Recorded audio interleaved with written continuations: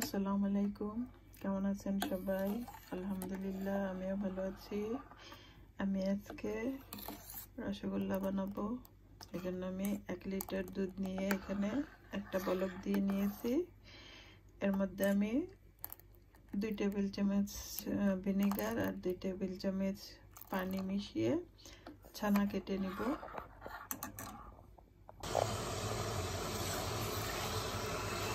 এখানে আমি 2.5 কাপ চিনি নিয়েছি আর 2 কাপ পানি দিয়ে শিরাটা করে নিচ্ছি।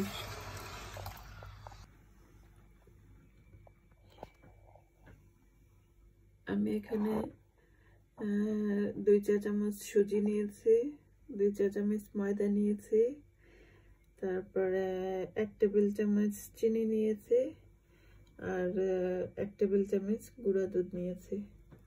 এটাকে আমি ভালোভাবে 1 চা চামচ তেল দিয়ে এটাকে সুন্দর করে মেখে নিব। তারপর আমি ছানাটাকে মথে নিব। আমার ছানাটা এখানে আমি পানি ঝরিয়ে নিয়েছি। দেখেন কতটা সফট হয়েছে। এটাকে আমি একটু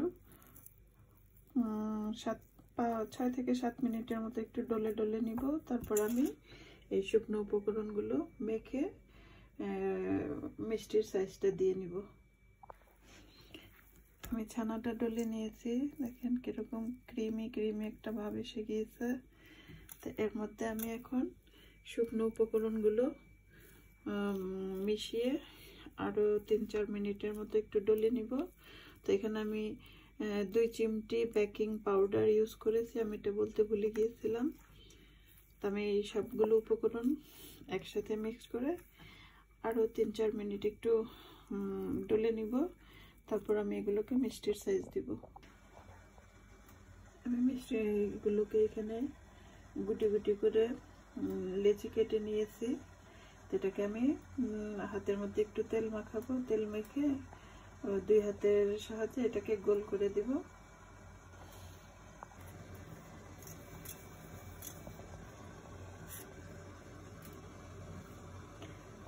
এভাবে আমি সবগুলো মিষ্টিকে গোল করে নিব।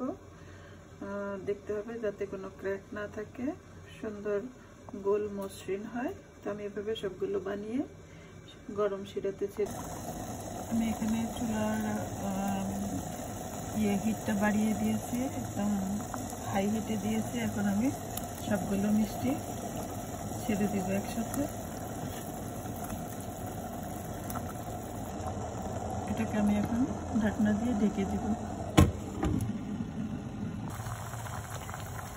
মিষ্টিগুলো শিরাটা যখন দেখবেন যে শুকিয়ে যাচ্ছে, 5 মিনিট পর পর ঢাকনাটা উঠিয়ে যে এরকম ফেনা ফেনা হয়ে যাচ্ছে, তখন একটু পানিটা ফুটিয়ে ওই অল্প অল্প করে একটু পানি দিয়ে দিবেন, যাতে শিরাটা বেশি ঘন না হয়ে যায়। বেশি ঘন হয়ে গেলে মিষ্টিগুলো শক্ত হয়ে যাবে। আমি এখানে মিষ্টিগুলোকে 20 মিনিটের মতো জাল করেছি। এটাকে আমি একটু ঠান্ডা পানিতে একটা মিষ্টি দিয়ে দেখব হয়েছে কিনা।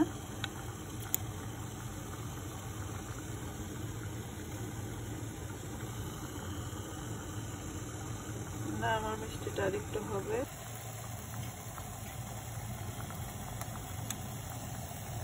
এখন আমার রসগোল্লাগুলো মোটামুটি হয়ে গিয়েছে। এখন এটাকে আমি একটা গ্লাসের মধ্যে পানি নিয়ে ঠান্ডা পানিতে ছেড়ে দিয়েছি। এটা নিচে চলে গিয়েছে, তার মানে আমার রসগোল্লাটা হয়ে গিয়েছে। আমি এখন আমি রসগোল্লাকে নামিয়ে এটা ঢাকনা সহ রেখে দিব ঠান্ডা হওয়ার জন্য। তো মোটামুটি আমি এটাকে 25 মিনিটের মতো জাল করেছি। আমার রসগোল্লাগুলো হয়ে গিয়েছে। এখন এটা চুলাটা আমি বন্ধ করে দিয়েছি। তো এটা শিরাটা যাতে ঘন না হয়ে যায়, এই জন্য আমি কিছুটা গরম পানি এটার মধ্যে দিয়ে দিব। চুলাটা আমি অফ করে দিয়েছি, ছানাটা যাতে বেশি ঘন হয়ে মিষ্টিগুলো শক্ত না হয়ে যায়, এই জন্য আমি এটার মধ্যে গরম পানিটা দিয়েছি। এখন আমি এটাকে এভাবেই রেখে দিব মোটামুটি 6-7 ঘন্টার জন্য। তো আমার ভিডিওগুলো যদি আপনাদের ভালো লাগে তাহলে দেখবেন, লাইক দিবেন, কমেন্ট করবেন, শেয়ার করবেন। সবাই ভালো থাকবেন। আল্লাহ হাফেজ।